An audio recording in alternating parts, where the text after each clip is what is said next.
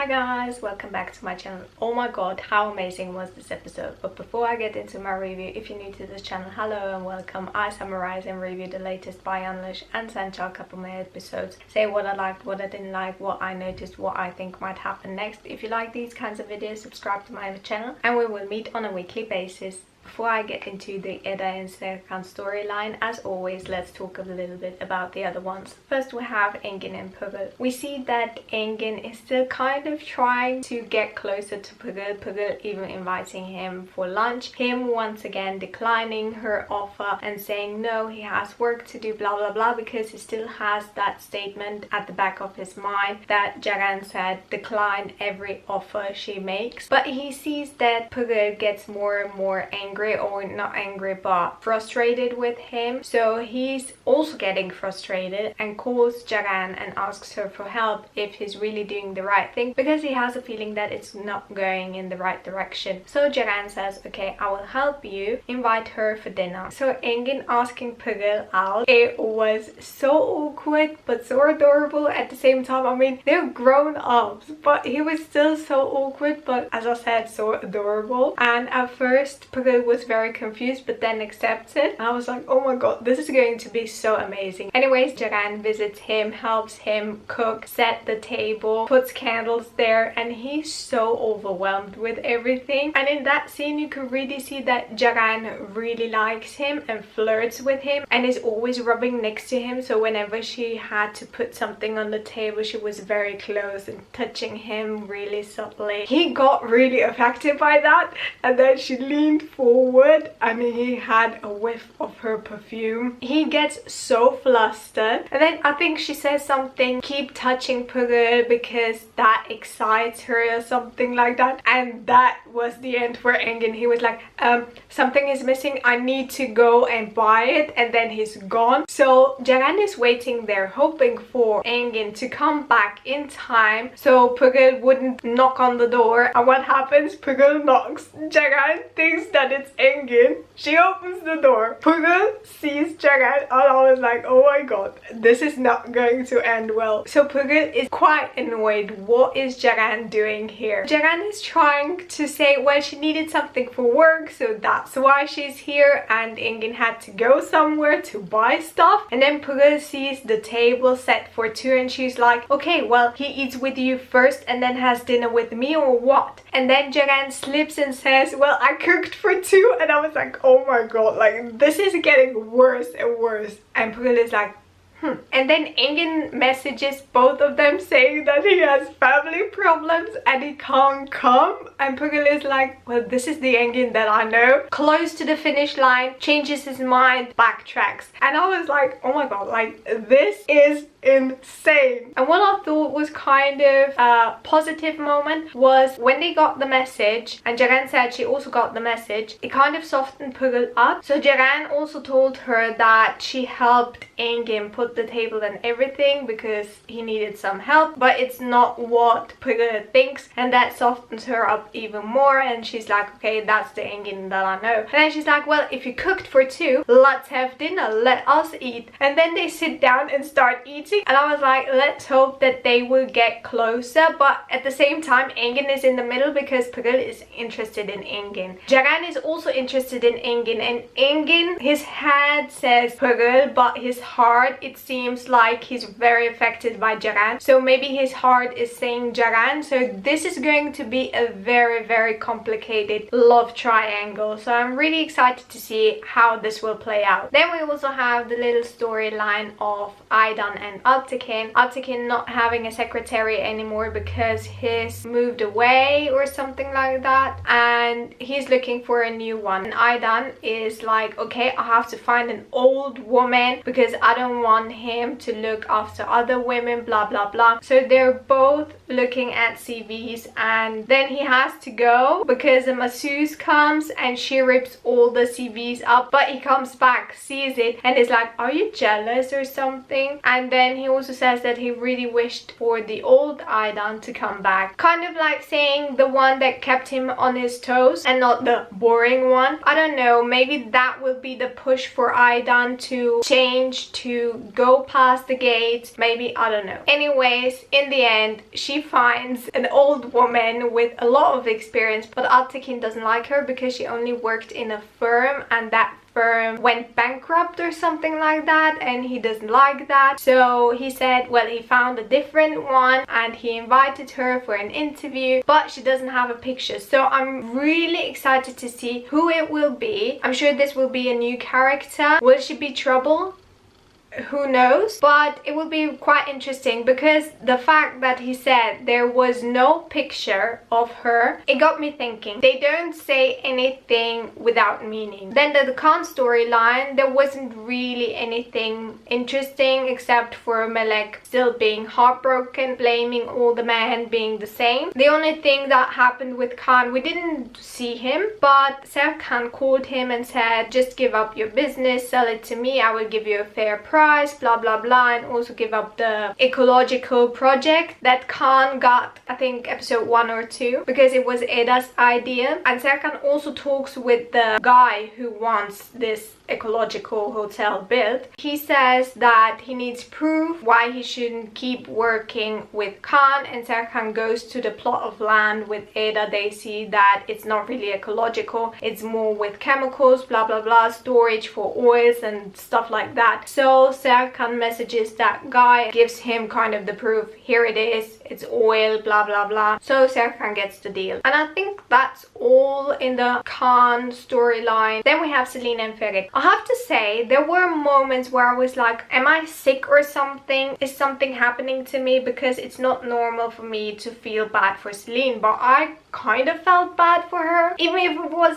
that much, but I still felt bad for her because Ferit did what she did with him. He didn't want to have breakfast with her even though she prepared everything because he just wants coffee and meet up some friends. He won't spend time with her because he will go out with friends, avoiding her at work. Altekin saying, I want you to introduce you to a couple of friends. He says yes, even though Celine started saying, well, we wanted to do something else. I kind of felt bad for her. She also sought some advice from Aydan, and that's when she hears that Serkan took Eda to the mountain house, which I'm going to talk later about. And Celine gets so desperate one night, she's like, okay Ferit, I really want to talk about anything, I just want us to talk. And then he's like, well, let's talk about your love for Serkan. And I'm like, oh my god, like how petty can you be? I mean, it was obvious from the very beginning that she still has feelings for Serkan. He's like, well, I have a condition, and she's like, of course, anything. And that's the bomb that drops at the end, which I'm going to talk later about. But I think she didn't do it because she felt like doing it. I think that Celine accepted that offer because she was kind of not obliged to, but I don't know, does she want to prove something to everybody else, to Serkan that she moved on, to Ferit that she loves him? I don't know. I think she was forced to accept this proposal. Is there anything else? I think I've talked about everybody. So now we can move on to the amazing Eda and Serkan storyline. So after she gives him the ring back, he's still quite in shock, not really understanding what just happened. Did she really just give him the ring back? Engin Khan says that the American hotel people, the ones with the chandelier, they want to work with Serkan. Then asks Serkan where Eda is and if he apologized. Serkan doesn't say a word. Then Engin is quite sarcastic and saying,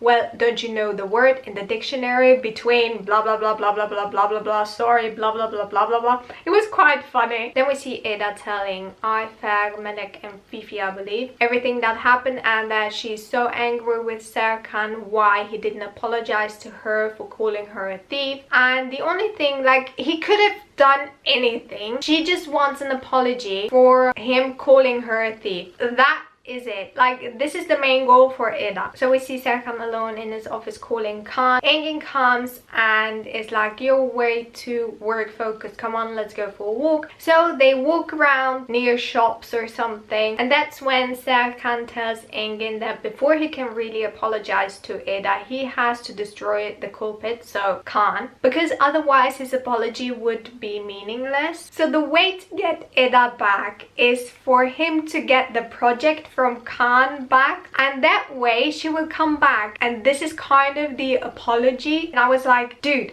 That's not an apology, and by far not what Ada wants to hear. And Im Engin is like, what? So you don't say I love you, please come back. You say I have a job, come back. It was hilarious. And then Serkan sees this red dress with flowers on and he's like, would Ada wear something like this? Come on, let's go in. So he buys that dress and she will wear it later in the episode. Then we see Ada hanging her picture of Serkan outside with a red big axe on. Like, Serkan Polat is not allowed to enter this property. But the next morning he doesn't care at all. He just laughs at it and goes in. Ada is not there. Everybody else, like Melek, Ayfer, Fifi. I don't know if Jagan was also there. But Serkan wants to know where Ada is because he can't get a hold of her. And everybody, like the girls, are saying, we're not telling you where she is. She doesn't want to be found by you. She doesn't want to talk to you, blah, blah, blah. Melek kind of loses it and is like, all men are the same. You just break hearts, blah, blah, blah. So she runs off. And Serkan kind of sees that there is no hope. He won't get any information where Ada is. So he wants to go back to his car, sees Melek kind of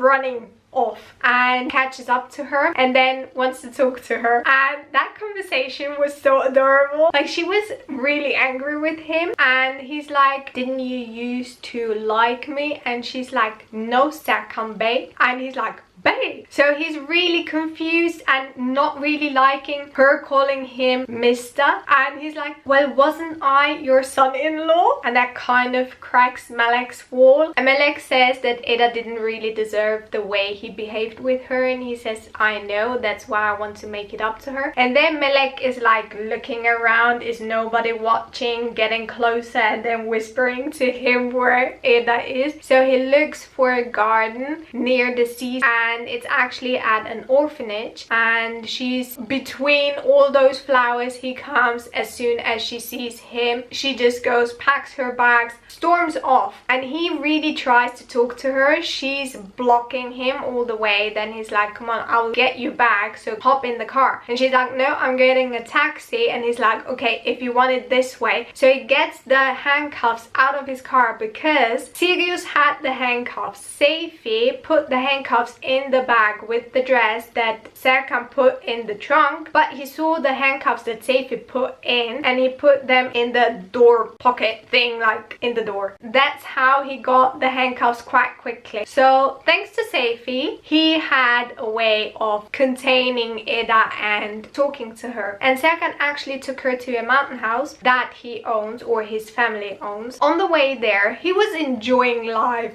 whistling. Ada was pissed off, like she was so angry. It was a deja vu kind of, because that's how she got to talk to him. So now he's using the same trick to talk to her without her running away. Anyways, they arrive there. There's a man who takes care of the house who will also inform Aydan that Serkan arrived there with a dark-haired girl, blah blah blah, and Aydan doesn't like the things that she's hearing, that Serkan actually took Ada to the mountain house. Anyways, when they arrive, Ada is not really begging but telling Serkan to take the handcuffs off. He's like, no, I don't have a key, I can't do this, blah blah blah, we need to talk before I can take it off. So she gets so angry she even smashes a vase, and then they go for a walk through the woods or on that property. When they come back, there's food on the table prepared by the guy who takes care of the house. On their walk, Ada also tells him, because Serkan asked, what garden were you in, why were you there, and she tells him that it's actually an orphanage where she volunteers to take care of the garden because before there were no flowers. And she also kind of teaches the children there about flowers, what they mean, what they do, blah blah blah. So I don't know, it kind of amazed him. Or before that, what I thought was really funny was when Ada got so angry and smashed the vase, Serkan wasn't fazed at all. He was so relaxed, and then he was like,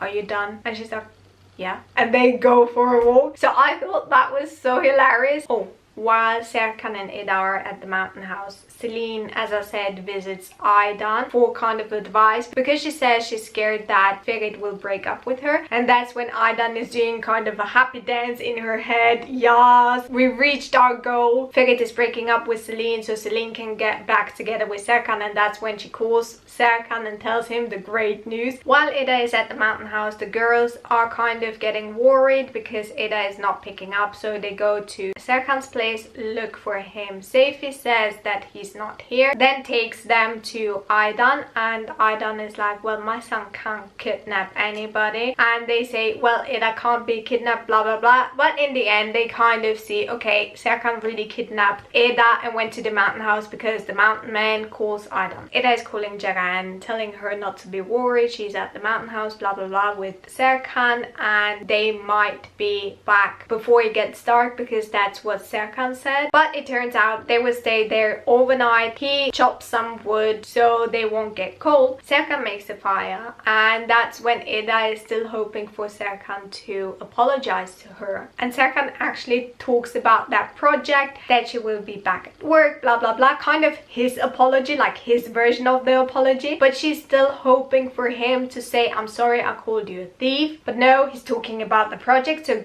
she gets really angry, storms off. In the meantime, it started to rain. That's when we get the rain scene. He pulls her back and they're really close, and I'm like, God, are they going to kiss? But no, Ida says she wants to go home. Serkan says, no, I will leave, you stay here. I was like, what is that? Anyway, she goes back in. Apparently takes a shower because the next scene we see her with the towel and by the fire. She waits for him. A mysterious man appears, but obviously it can only be Serkan with the bag. She is so scared that it's some crazy mountain man that she pepper sprays him, and then he can't see a thing, and she's kind of taking care of him and his eyes, and she says, just open your eyes, try it. And he's like, no, I'm scared because I might be left with no eyesight. It was so hilarious. And then she started screaming like she hurt herself, and then he opens his eyes like, oh my god, what happened? It was really hilarious. And that's when he tells her that they can't go back to Istanbul because all the streets are flooded because the rain is so strong, so he will show her the room where she can sleep. They go through the whole house, and in every room it's leaking, even the room with the fire. And I was like, how is that mountain man taking care of the house when there's leaks everywhere? Like, I don't know, why are they still paying him? But because apparently he does nothing. The house is leaking. They finally find the single room that it's not leaking with the huge triangle window. And what I thought was really adorable was when Serkan asked Ida if he can sleep with her in the same bed, and she's like, okay. So then she says, can you turn around, because he's already laying down and he's turned towards her. But she's like, can you turn around, because she doesn't like to be face to face with her, or I don't know, or him facing her. So he's like, I can't do this because it's bad for the heart to lay on the other side and I can get sick. Like, him being a hypochondriac once again. And I laughed so much during the scene, and I was like, oh my god, Serkan, just shut up and enjoy the moment that you're sleeping next to her. It was just hilarious. And then it starts dripping, and him saying, can I scooch a little bit over, because the dirty water from the rain, like from the roof, is dripping down on me and I might get sick. And I think she just says good night, and I'm like, what? Like, this scene was so hilarious. I laughed so much watching it, especially Serkan, like 10 out of 10. Anyways, they fall asleep. We see kind of a time lapse of them sleeping, and then they kind of end up facing each other, and him kind of holding her, not her hand but her arm. She wakes up before him. She doesn't really react in a negative way. It's kind of like, oh, you're also there, or kind of enjoying the fact that he is near her, or she's still quite sleepy and doesn't really realize what is happening. But he wakes up and he sees his hand on her arm, and it's like he's burnt. Like, his reaction is like, shite, what am I doing? So he backs off kind of, and Fifi is actually calling her, FaceTiming her, I believe, and Ida doesn't really look, so she picks up and then it's facing her, but then it slowly turns to Serkan as well, and Ayfer sees it and is like being so angry, like she's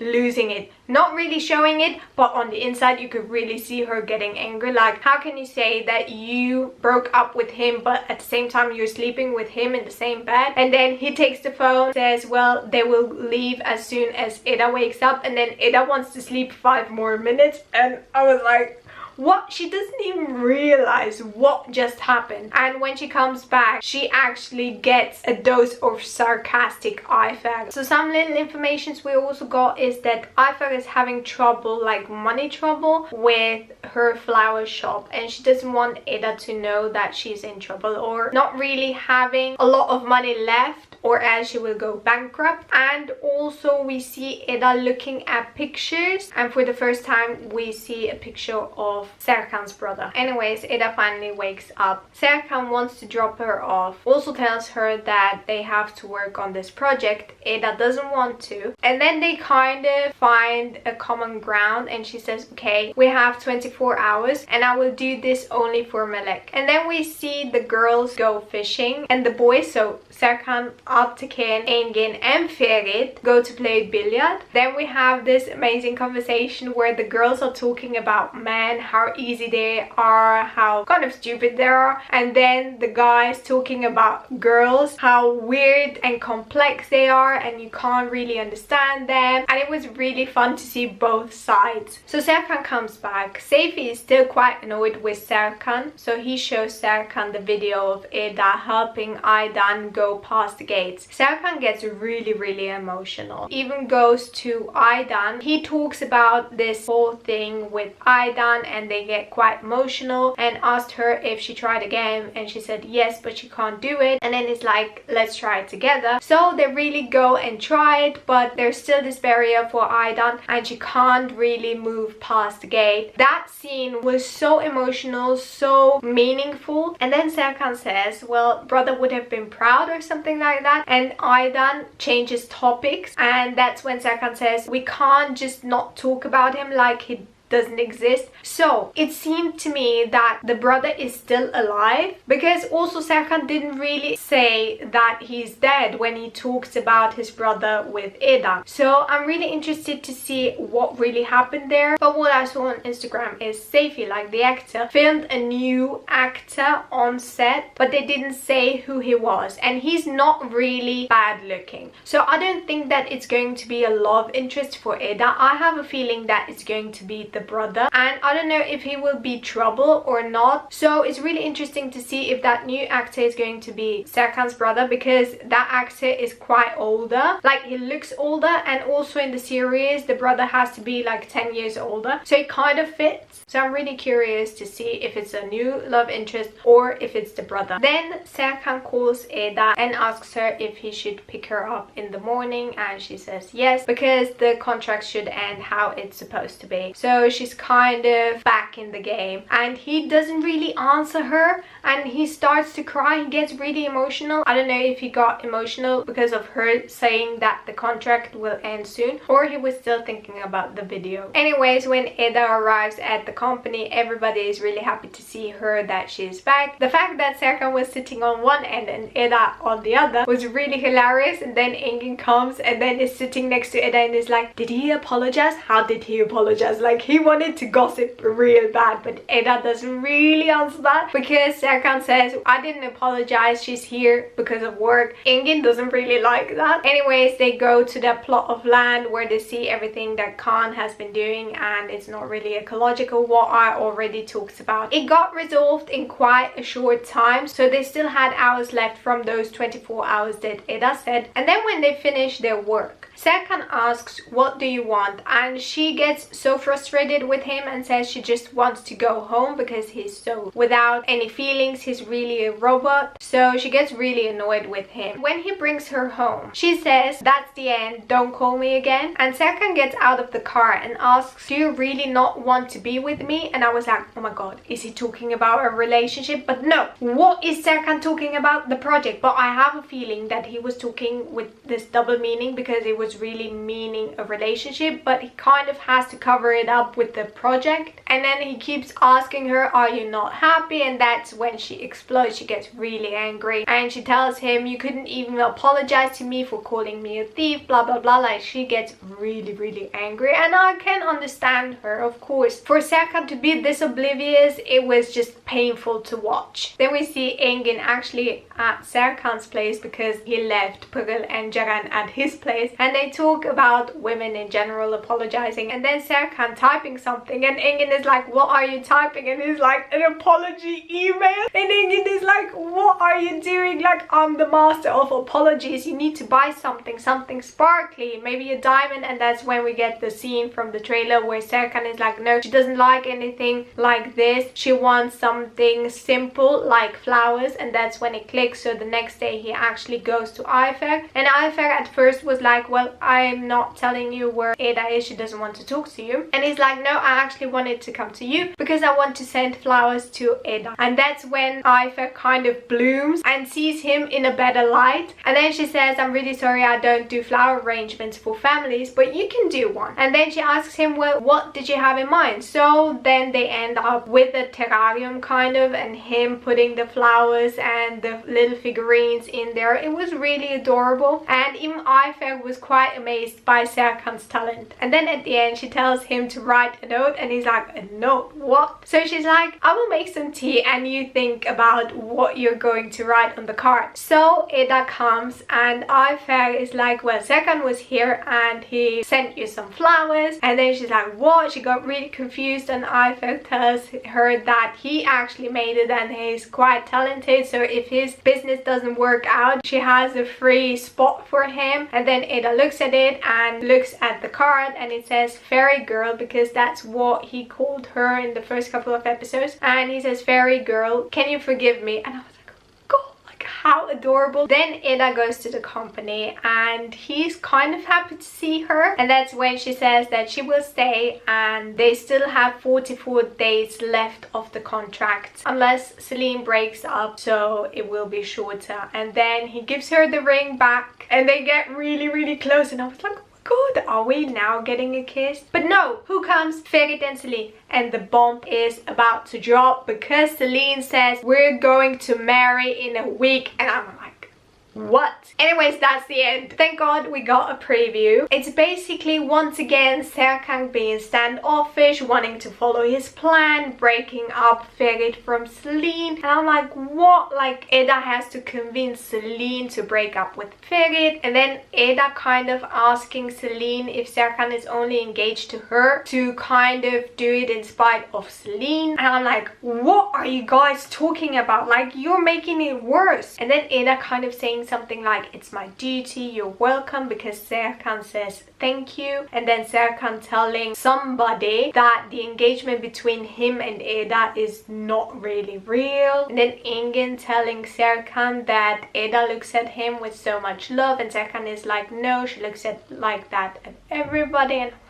God. And then we also see them back at the mountain house, like Serkan watching Eda sleep and Celine listening to Serkan talking to somebody, because we don't see the other person, by the fire. God, what is that? Why are they at the mountain house? Is this going to be kind of a bachelor party, bachelorette party, and then them having the ceremony in the garden? Because Eda has this pinkish dress on. Like, is this for the wedding? Maybe Serkan organized once again a styling team, and that's when she gets that pink dress on, and then he tells her that she looks breathtaking.